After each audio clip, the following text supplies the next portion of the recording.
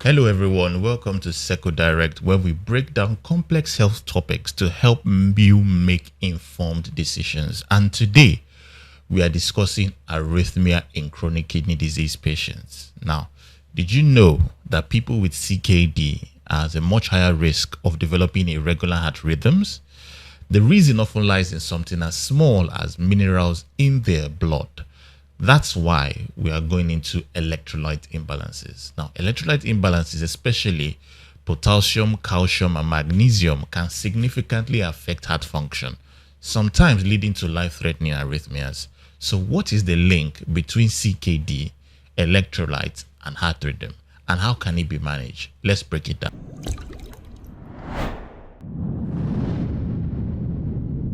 The kidneys do a lot more than just filter waste. They help regulate electrolytes, maintain fluid balance, and keep the blood pressure in check, all of which are essential for a steady heartbeat. But when the kidneys start to fail, the electrolyte levels can become dangerously high or low, directly affecting the heart's rhythm. How does this happen? First off, potassium. That's the most well known culprit. Too much potassium, which is called hyperkalemia, can slow or stop the heart, while too little, that is hypokalemia, can cause dangerous irregular beats. Secondly, we have calcium. Now, calcium is critical for making sure that the heart contracts. Imbalances in the component that causes the heart to contract will lead to arrhythmias, muscle weakness, and even heart failure. Moving on, we have magnesium. This works alongside potassium and calcium to regulate the heart rhythm. That's why low magnesium will trigger what is called palpitations. That is the feeling where you are like, oh, my chest is beating out. I can feel my heart beating out of my chest. Once that happens, that increases the risk of sudden cardiac arrest. Next up is sodium. High sodium levels contribute to high blood pressure, increasing the strain on the heart and raising the risk of arrhythmia.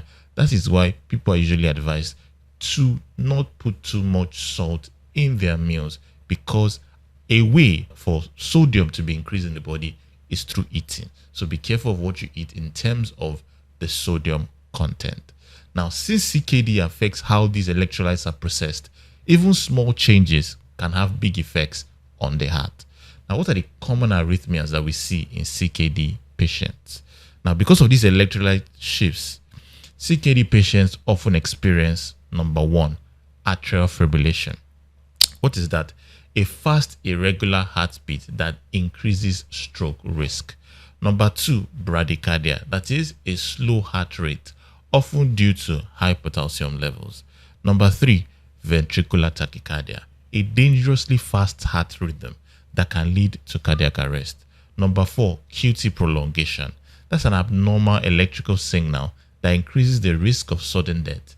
Managing these arrhythmias requires a balance in correcting these electrolyte disturbances without causing further damage.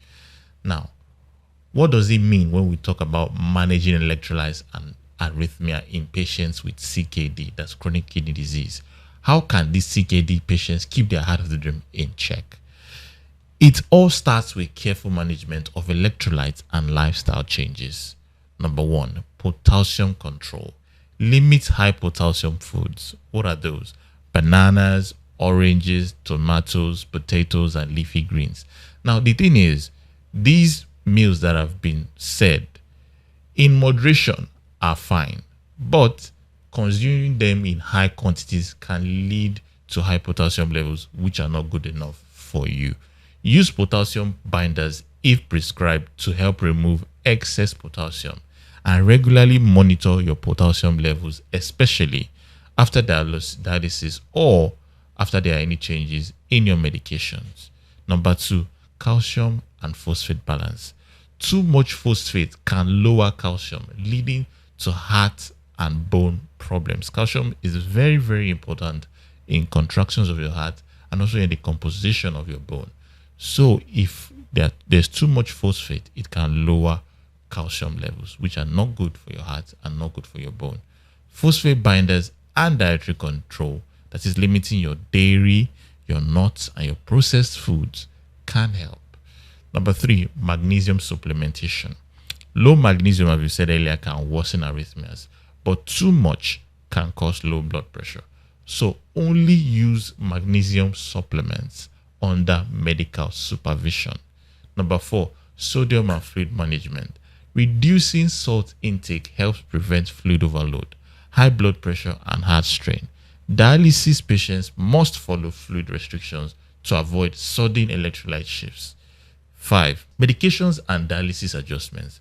Some heart medications need those adjustments in CKD patients to prevent worsening of electrolyte imbalances.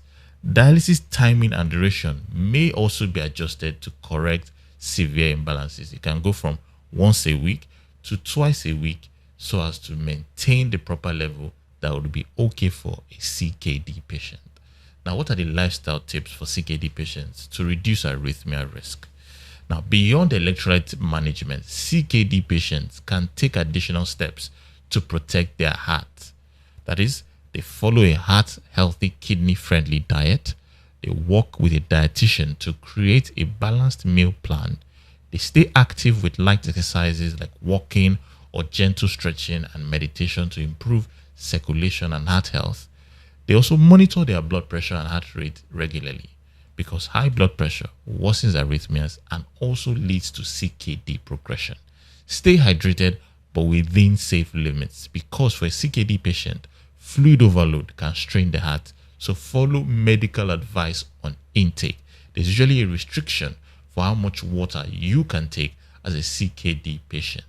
Manage your stress and sleep well, because poor sleep and chronic stress can trigger arrhythmias. Arrhythmias in CKD patients are serious, but with the right electrolyte balance, medications, and lifestyle choices, they can be managed effectively.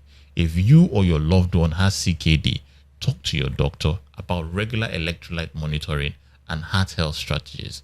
Small changes can make a big difference in preventing dangerous heart rhythm problems.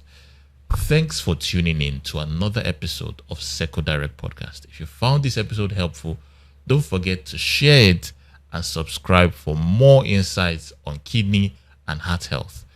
Until next time, take care of your heart, take care of your kidneys, and take care of yourself. Bye.